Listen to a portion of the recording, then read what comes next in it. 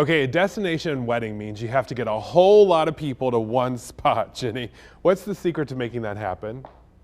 Book in advance. I suggest at least a year in advance, depending on how many people we're talking about. I have worked with groups from anywhere from 25 up to my largest group was 197 getting somewhere. So it can be a little tricky. One of the things to keep in mind is if you're looking at a family resort or if you're looking at all-inclusive resort, or I'm sorry, an all-adult resort, is especially if you have to have a family, where people are going to be bringing their children, look for resorts that a lot of times will have an all adult property next door to it, where you can actually pull inventory from two different resorts to build up that group. And a lot of times, your travel advisor will be able to negotiate that contract where you get the benefits of all of the rooms, even though you're using two resorts. So you just mentioned the travel advisor. Someone texted in wondering, what does a travel agency offer you when planning a trip? So lots of things. One of the main things that we do is I tell people, you do your jobs amazing.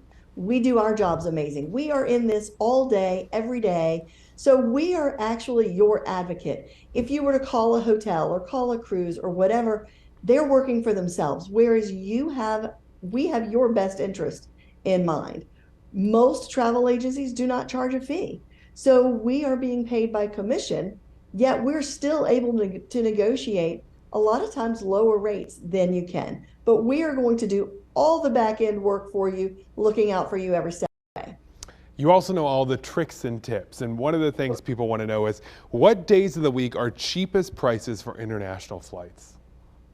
So international flight, as a general rule, is still Tuesday when is looking for them on Tuesdays and Wednesdays.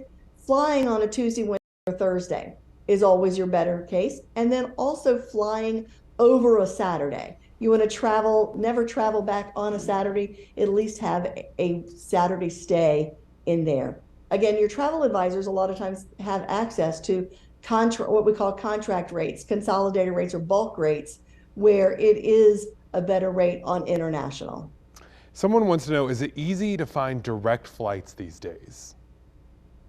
Depending on where you're going. And out of Greensboro, pretty much no. But if we want to look at Charlotte or Raleigh, then again, depending on the destination.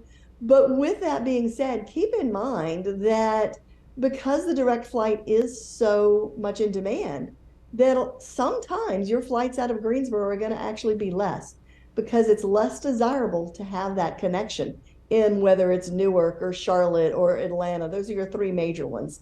But so if you're willing to take that connection, you can get a cheaper flight out of Greensboro. Maybe people don't want to mess with flying. Someone wants to know, can you book trips by train across the U.S.? Oh, absolutely. Yes. Actually, one of the top trips this summer are train trips across Alaska. I'm not Alaska. I'm sorry, Canada.